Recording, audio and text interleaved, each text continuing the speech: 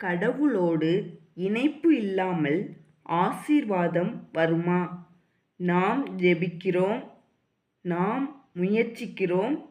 ஆனால் சில நேரங்களில் பலன் தெரியவில்லை. ஏன் தெரியுமா? யோவான் 15 இயேசு சொல்கிறார், நீங்கள் என்னில் நிலைத்திருந்தால் நீங்கள் கனி கொள்வீர்கள். இணைப்பு இல்லாமல் கனி வராது. திராட்சை செடியிலிருந்து பிரிந்த கிளை உலர்ந்து போகும்.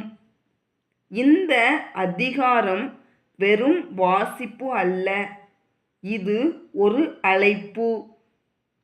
இயேசுவோடு உறவு புதுப்பிக்கப்படும் நேரம். இந்த அமைதியான வேதாகம வாசிப்பை முழுவதும் கேளுங்கள். கடைசியில் உங்கள் வாழ்க்கைக்கு ஒரு தீர்மானம் எடுக்க வாய்ப்பு இருக்கும். இப்போது நாம் யோவான் 15 ஒன்றாக வாசித்து ஆசீர்வாதத்தை பெறுவோம். நான் மெய்யான திராட்சை செடி, என் பிதா திராட்சை தோட்டக்காரர்.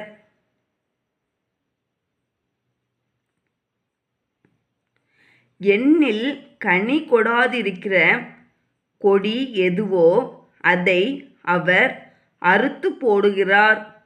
கனி கொடுக்கிற கொடி எதுவோ அது அதிக கனிகளை கொடுக்கும்படி அதை சுத்தம் பண்ணுகிறார்.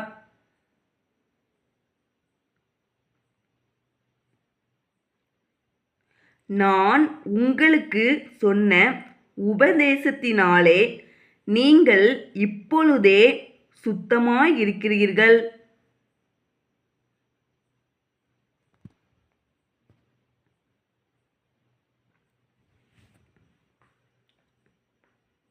என்னில் நிலைத்திருங்கள், நானும் உங்களில் நிலைத்திருப்பேன். கொடியானது திராட்சை செடியில் நிலைத்திராவிட்டால் அது தானாய் கனி கொடுக்க மாட்டாதது போல நீங்களும் என்னில் நிலைத்திராவிட்டால் கனி கொடுக்க மாட்டீர்கள்.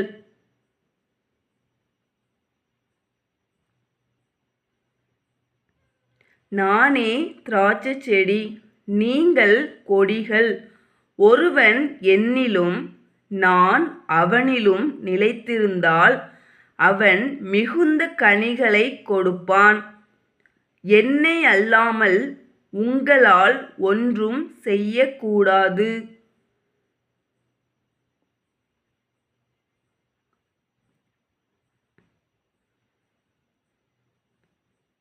ஒருவன் என்னில் நிலைத்திராவிட்டால் வெளியே எரியுண்ட கொடியைப் போல அவன் எரியுண்டு உலர்ந்து போவான். அப்படிப்பட்டவைகளை சேர்த்து அக்கினியிலே போடுகிறார்கள், அவைகள் எரிந்து போம்.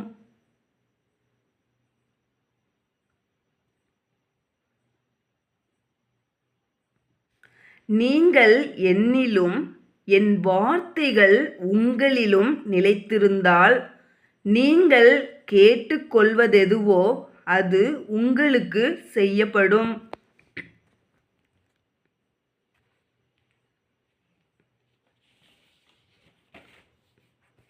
நீங்கள் மிகுந்த கனிகளை கொடுப்பதினால் என் பிதா மகிமைப்படுவார், எனக்கும் சீசராயிருப்பீர்கள்.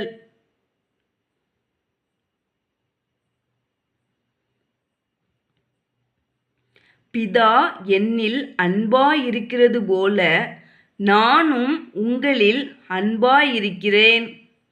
என்னுடைய அன்பிலே நிலைத்திருங்கள். நான் என் பிதாவின் கற்பனைகளை கைக்கொண்டு அவருடைய அன்பிலே நிலைத்திருக்கிறது போல நீங்களும் என் கற்பனைகளை கைக்கொண்டிருந்தால் என்னுடைய அன்பிலே நிலைத்திருப்பீர்கள்.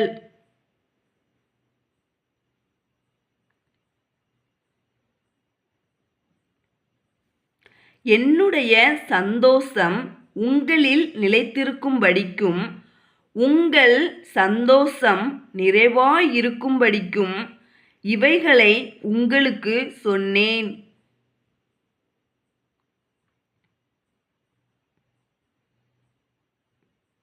நான் உங்களில் அன்பாயிருக்கிறது போல நீங்களும் ஒருவரிலொருவர் அன்பாயிருக்க வேண்டும் என்பதே என்னுடைய கற்பனையாயிருக்கிறது.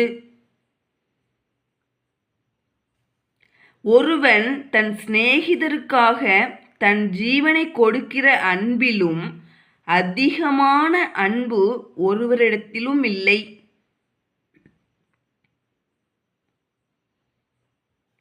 நான் உங்களுக்கு கற்பிக்கிற யாவையும் நீங்கள் செய்வீர்களானால் என் சிநேகிதராயிருப்பீர்கள்.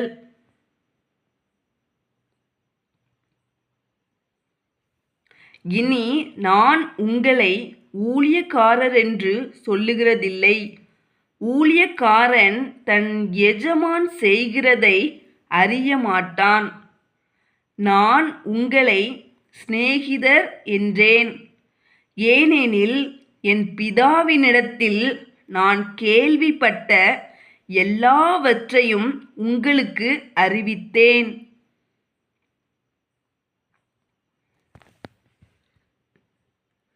நீங்கள் என்னை தெரிந்து கொள்ளவில்லை, நான் உங்களை தெரிந்து கொண்டேன். நீங்கள் என் நாமத்தினாலே பிதாவை கேட்டுக்கொள்வது எதுவோ அதை அவர் உங்களுக்கு கொடுக்கத்தக்கதாக நீங்கள் போய் கனி கொடுக்கும்படிக்கும் உங்கள் கனி நிலைத்திருக்கும்படிக்கும் நான் உங்களை ஏற்படுத்தினேன்.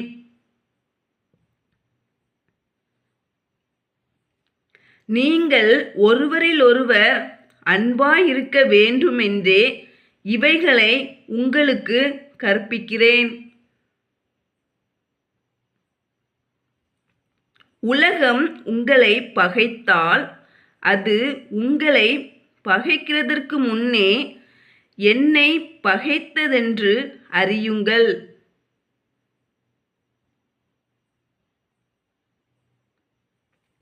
நீங்கள் உலகத்தாராயிருந்தால் உலகம் தன்னுடையதை சிநேகித்திருக்கும். நீங்கள் உலகத்தாராயிராதபடியினாலும் நான் உங்களை உலகத்திலிருந்து தெரிந்து கொண்டபடியினாலும் உலகம் உங்களை பகைக்கிறது.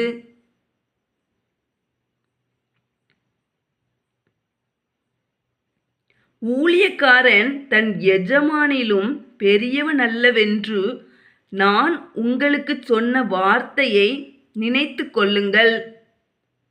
அவர்கள் என்னை துன்பப்படுத்தினதுண்டானால் உங்களையும் துன்பப்படுத்துவார்கள்.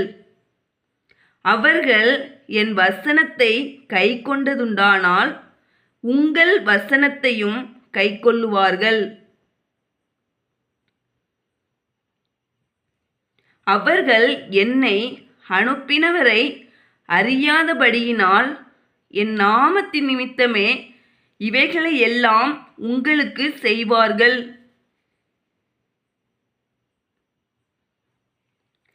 நான் வந்து அவர்களிடத்தில் பேசாதிருந்தேனானால் அவர்களுக்கு பாவமிராது. இப்பொழுதோ தங்கள் பாவத்தை குறித்து போக்கு சொல்ல அவர்களுக்கு இடமில்லை.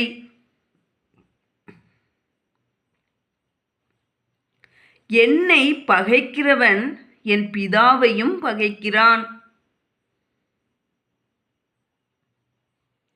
வேறொருவரும் செய்யாத கிரியைகளை நான் அவர்களுக்குள்ளே செய்யாதிருந்தேனானால் அவர்களுக்கு பாவமிராது. இப்பொழுது அவர்கள் என்னையும் என் பிதாவையும் கண்டும் பகைத்தும் இருக்கிறார்கள்.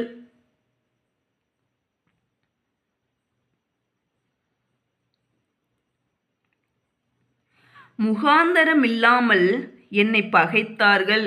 என்று அவர்களுடைய வேதத்தில் எழுதியிருக்கிற வாக்கியம் நிறைவேறும்படிக்கு இப்படி ஆயிற்று.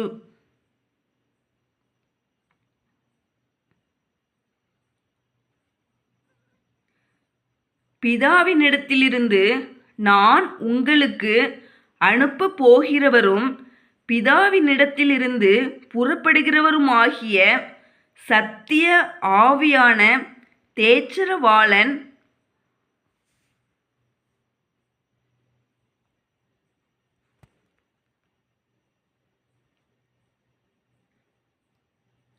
வரும்போது அவர் என்னை குறித்து சாட்சி கொடுப்பார். நீங்களும் ஆதி முதல் என்னுடனே கூட இருந்தபடியால் எனக்கு சாட்சிகளாயிருப்பீர்கள்.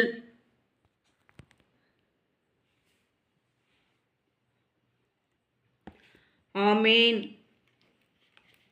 யோவான் 15 நமக்கு நினைவூட்டுகிறது. ஆசீர்வாதத்தின் இரகசியம் இணைப்பில் இருக்கிறது. நாம் பலன் தேடுகிறோம், ஆனால் இயேசு உறவை தேடுகிறார்.